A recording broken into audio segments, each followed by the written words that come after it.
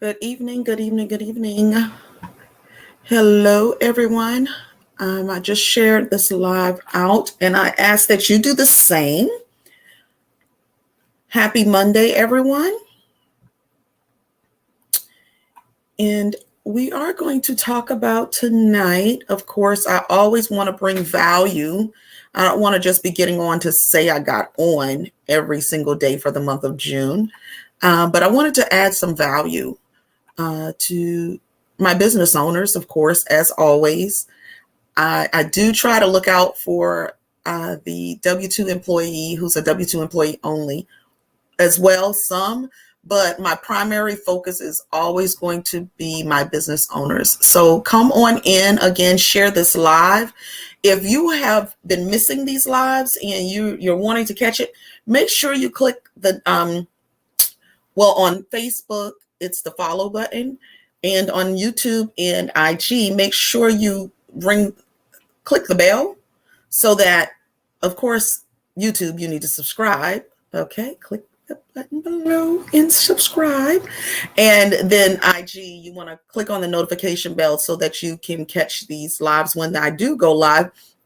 I love for you to, hop on, interact, engage as well. So I know something is going on with the algorithms on Facebook. So it keeps giving these messages that they're just telling your followers. So I don't know if people are actually even seeing the live go live. A colleague and I, we actually were trying to kind of test it out to see if we could see each other, but it worked in that instance, of course. But we want to make sure that, we're able to get out there and engage with everyone. And I'm not going to be on here long. You can probably hear it in my voice. I don't know what's going on, but I feel like I'm trying to get a little bit under the weather. So I just try to combat it. I don't know if I've ever shared with you guys that I do have an autoimmune disease. So when I feel my body doing this, I try to go ahead and take the necessary steps that I need to take to be preventative. Again, as I talk about in business, I want to be proactive and not reactive in these situations. I know my iron, I believe, has been a little low as well. So come on in. For those of you who do not know me, I am Tawana with Bryant Business Solutions, a 100% virtual tax and accounting firm based out of Columbia, South Carolina. And what I just wanted to talk to you a little bit about tonight was business loan requirements and how to qualify for funding.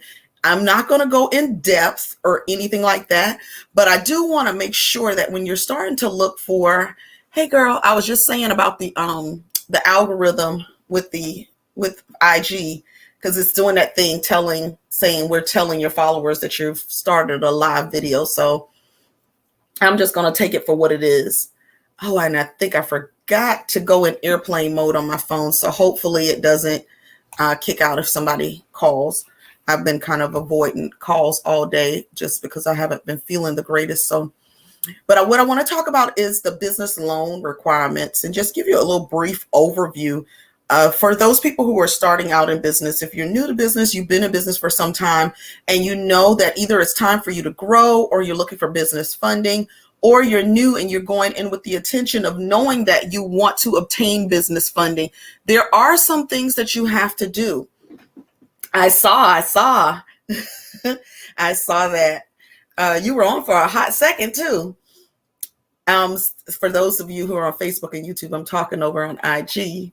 Y'all don't talk to me over here on Facebook and YouTube. So I need y'all to talk to me.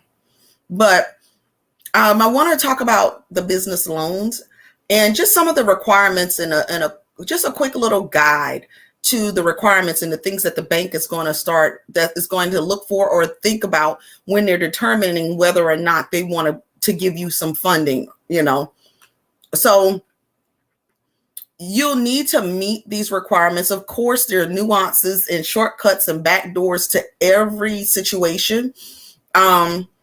I do have some hacks that I use in my business, and that I do invest heavily in education. So I do have a few hacks and some workarounds with some of these things, but ultimately the straightforward method of thinking about it, first you want to make sure when you're starting your business, you're doing things the right way. So first thing I always tell people is to not treat your business like it's a hobby. If you are going into that business with the intent of making money, then you definitely want to, treat your business like a business. And I won't say don't treat it like a hobby, because a lot of times some people go in just kind of fearful or to get their feet wet and don't realize that, oh, I actually like this, or, oh, I can actually have a lucrative income from this. Oh, I can actually leave my 9 to 5 because I've done this. But do it right from the beginning. It doesn't hurt anything. Now you won't have to go back and correct many mistakes that I see as an accountant on this end, because people just didn't structure the business properly, or they didn't do the necessary things to get what they want. So we want so many different things as business owners. We want our books to be done, but we have a responsibility on our end to take care of things. We want our taxes done, but we still have a responsibility of certain things that we have to take care of on our end if we're in fact hiring out, and if you're doing it yourself. I won't say I don't support, but I'm not a fan of DIY. Now, I do DIY in some cases, but there are several instances that I don't believe so much in DIY, because it ends up costing you so much more money on the back end to try to fix those mistakes that were made when you could have just hired somebody who that's their area of expertise to do it right the first time. Now, again, when you are seeking out an accountant, and I always say when you're starting business, you want to have an accountant and an attorney. When seeking out an attorney, again, you want to always interview them. Make sure they're the right person that fits your business structure, where you're going in business, what you do. If this person, in your opinion, uses too much profanity and you're not with the profanity, don't hire them. Don't work with them. You have options.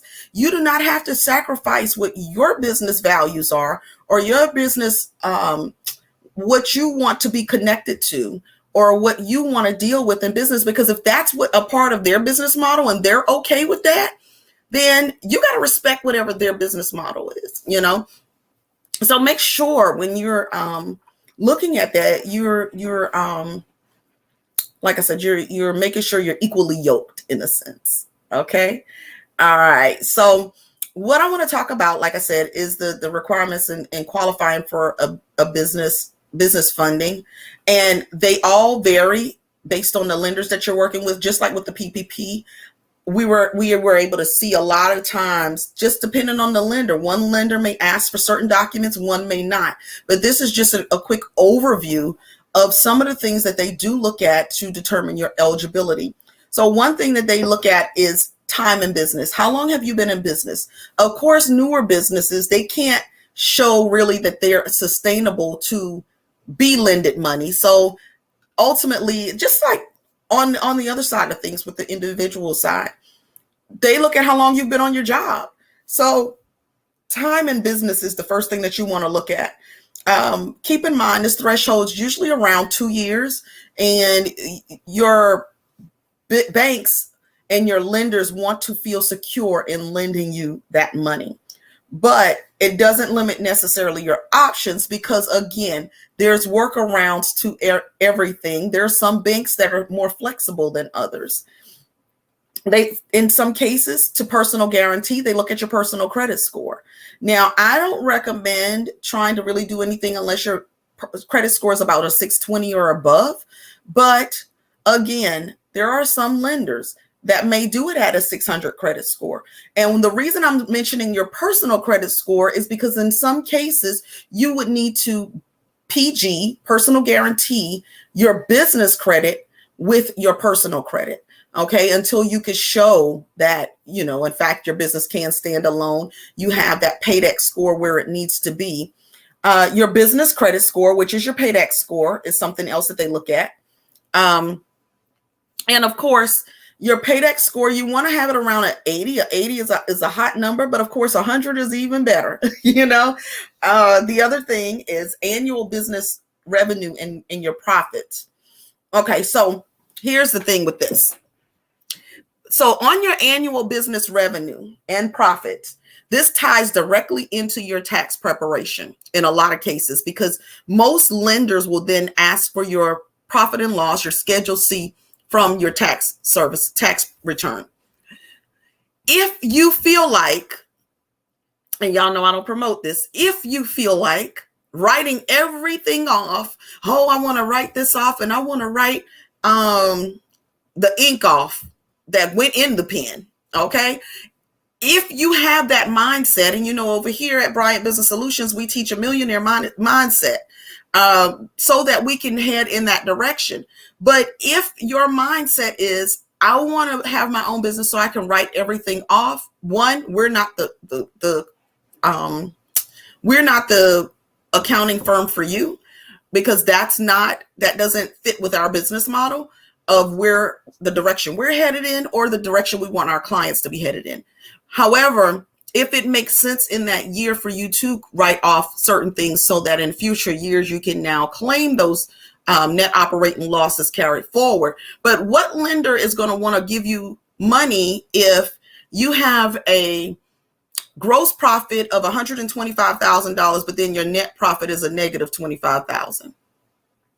You wouldn't feel confident, because that shows, one, that you're not managing your money or your expenses. So be mindful when you're asking the tax return, well, what about tax preparer? What about this? What about this? What about this? Oh, I thought I could write this off. Be mindful. Your goal is not to write everything off as a business owner. Your goal is to, in fact, mitigate those tax obligations in different ways. And there's ways to do that with proper tax planning. But you don't want to go in there writing every single thing off, and now your Schedule C line 31 says a negative item, and then you're going to go to the bank and say, oh, I can afford to pay you back. With what? What can you afford to pay them back with if you're saying your income is, you're telling IRS your income is a negative $25,000? So make sure that you are keeping up with that, which is why like I said, I always recommend that you work in your business weekly, monthly, of course, but weekly. Go ahead, get those items recorded, get them recorded correctly, so that you're not trying to, at the end of the year, remember everything that should have been done the first of the year, the middle of the year. You're not at the end with any big surprises as to what your actual net profit is, okay? That bottom number, not the top number, the bottom number. The top number looks great, but it makes no sense. The goal is to be profitable. So you want to make sure that you're writing off. Yes, you can be aggressive with write-offs, but you want to make sure it makes sense, okay? And the last one I'm going to cover tonight is bank statements, okay? So they look at your bank statements to determine whether or not you can afford the loan. And they're going to look at that to say, are you able to pay this loan back? Now, when the lenders are looking at your bank statement, they're a lot of times looking at your positive numbers, no $0 or negative days in your bank statement. Make sure they're looking at also how much money is going in. And they're looking at how much is going out too. So if you're constantly hitting the ATM every 5 minutes for every little thing, then you want to change that a little bit. You want to have more deposits than you have withdrawals.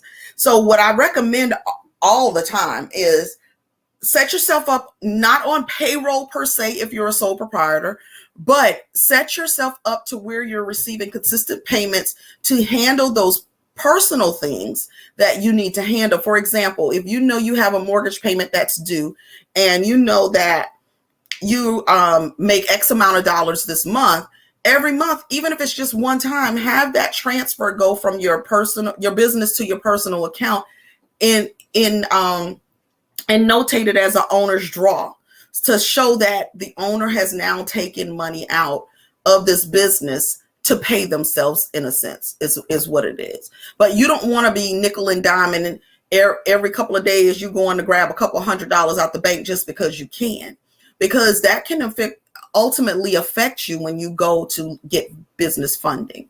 So those are the first 5 items I wanted to go over tonight. I'm trying not to be too long-winded with it, only because I want it to make sense, and I don't want to give you information overload. I'm learning about that. Don't overload anyone with the information, because y'all know I get passionate about what I do. And so I just start talking and I just start going. Meanwhile, if it's someone they're very new to this, it's like, what? So when you come to these lives, grab a notebook, a pen, a piece of paper, and take some notes. We'll continue tomorrow with some additional items. We'll probably be on this for a couple of days, just because I want to be able to hit it out again. I don't want to be on here so super long, but I want to make sure that you get this information. All right. So we've concluded. For those people who are business owners, remember tomorrow, I posted it. Tomorrow is the due date for estimated tax payments.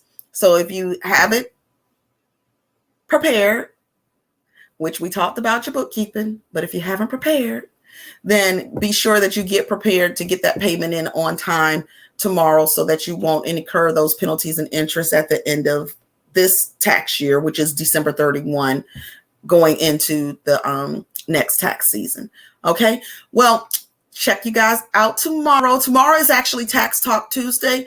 I actually need to consult with a few of my colleagues, because I'm supposed to be going live with somebody. I just don't remember who. So you will see that on the flyer tomorrow as to whoever I'm going live with. I've been wanting to interview just some of the newer tax professionals, just to get their take on things and how their tax season went, and to give some feedback. And then I'll be introducing some other folks in different industries and different things that would be beneficial to you and your business as well.